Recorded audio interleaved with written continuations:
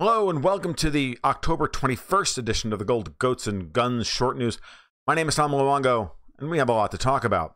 And today, I want to talk about voting, because we're now within the 2-week period before the midterm elections here in the United States. We just had the Bavarian elections last weekend, and we're going to have another German state election on the 28th of October. So between now and the midterms, there's a lot of elections coming up, and they all bear on a particular theme. We're at a point where the midterm elections, as far as I'm concerned, have to be a referendum on Trump. Up or down. Because I really don't think that we voted for Donald Trump in 2016 as much as we voted against Hillary Clinton. I know that I certainly did. And I know that enough people voted against Hillary Clinton to push Trump over the top. But I think between then and now, however, things have changed. Obviously, the Democrats have gone completely off the deep end. The power brokers in Washington, D.C. are scared to death that Donald Trump will and is upsetting their various apple carts. Not all of them, not enough of them, from my perspective, but some of them. And that's fueling the insane reactions against him. It's fueling the Mueller investigation, the whole Russiagate thing, which was created whole cloth by the Clinton campaign and the DNC, starting in 2016, to try and derail him before he ever became president. And then it just ratcheted up into plaid in 2017 and 2018. If anybody thinks that Robert Mueller, whatever his name is, has anything worth anything on Trump, do you think he would be holding his final report until after the election? No, he would be releasing it now to do as much political damage to Trump as possible.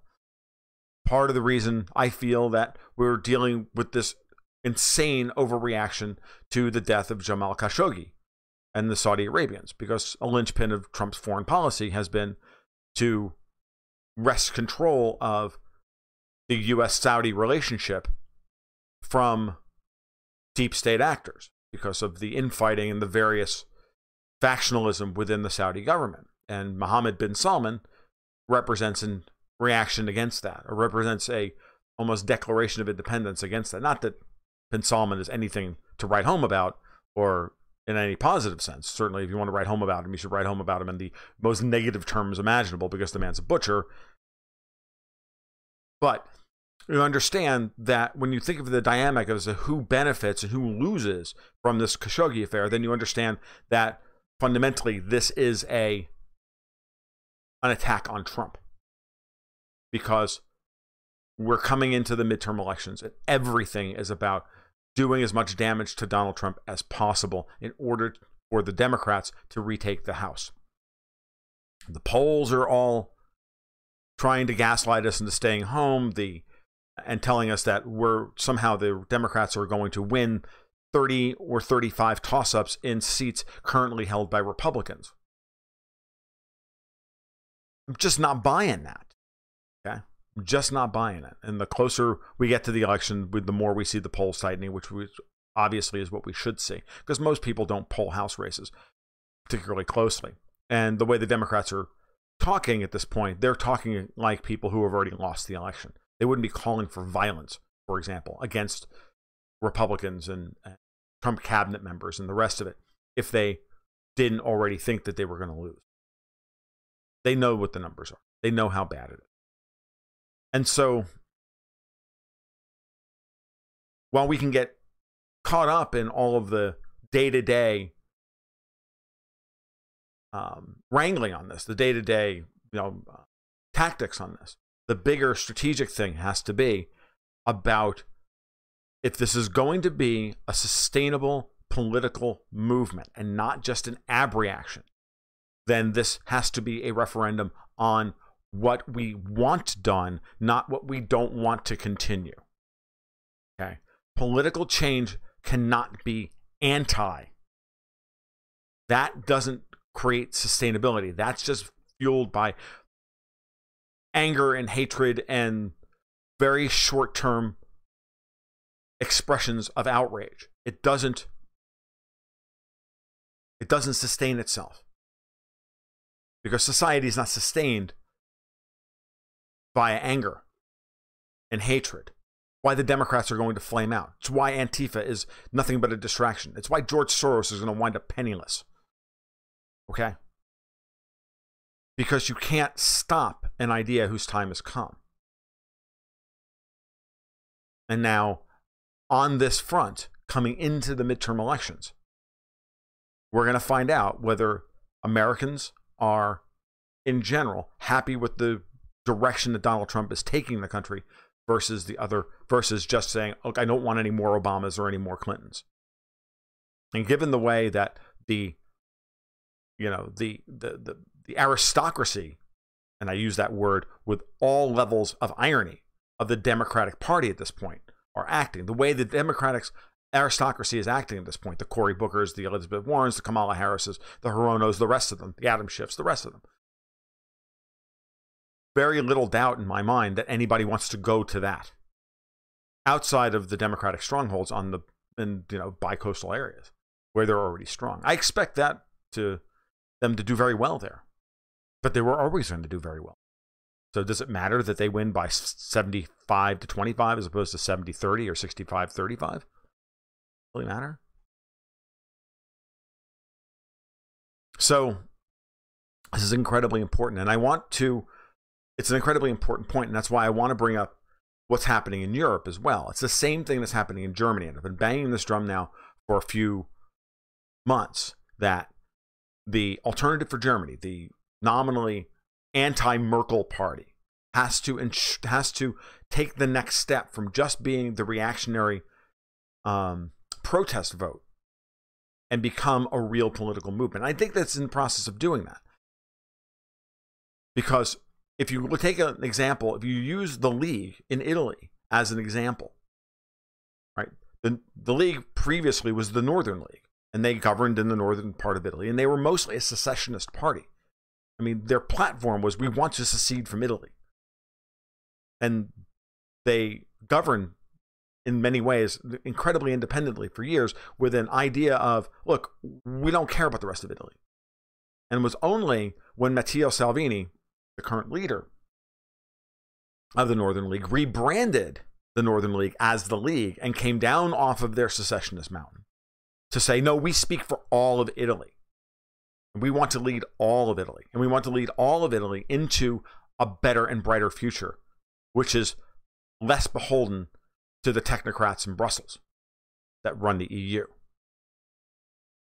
That is what took the Northern League from a regional party polling around 10% nationally to a major political movement that now polls 35%. And the same thing has to happen for AfD. They cannot just keep pointing out that Merkel bad. It's like they can't be NPCs going, Stasi woman bad.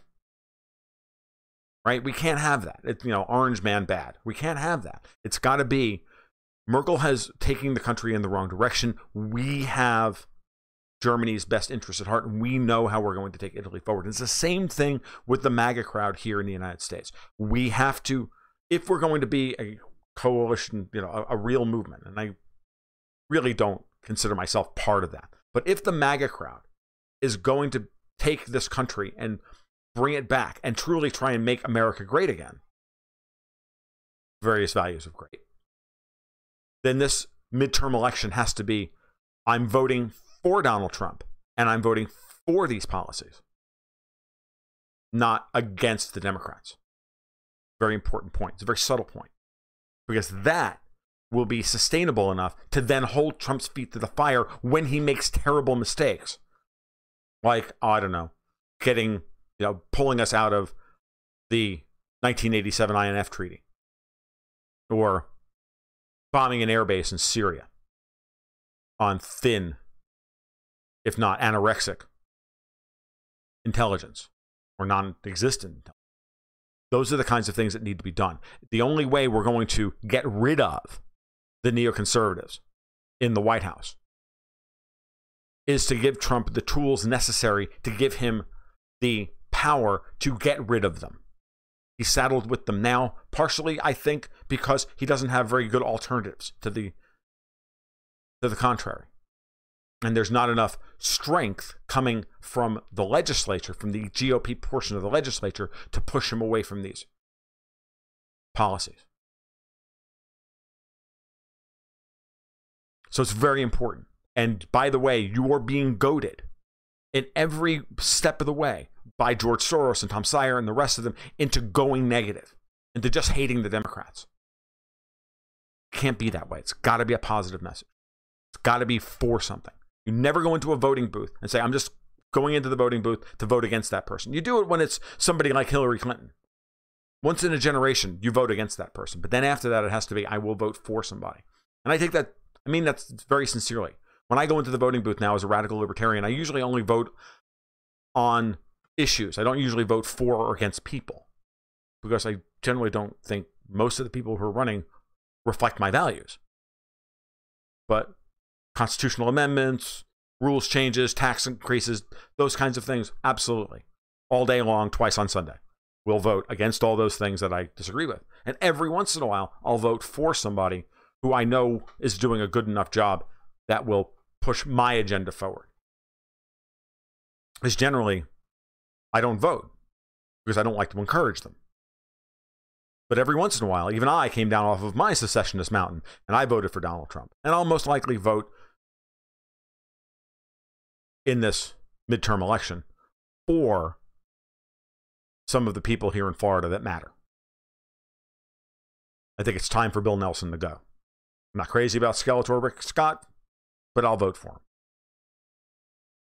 All right, this has been the Gold, Goats, and Guns short news for Sunday, October 21st. If you like what you heard today, please give a like and subscribe down below, and click the little notification button for when I go live, because I do live streams every Monday night at 8 o'clock and every Friday night at 8:30. Also, we'll be doing a special election night thing, probably starting around 10:30 or so, to go over the midterm election results, which has been requested by my regular crowd. You can follow my work over at goldgoatsandguns.com, and if you really like what you heard today, you can support my work over at Patreon/goldgoatsandguns. You guys have a great Sunday afternoon. Be well. Keep your stick on the ice.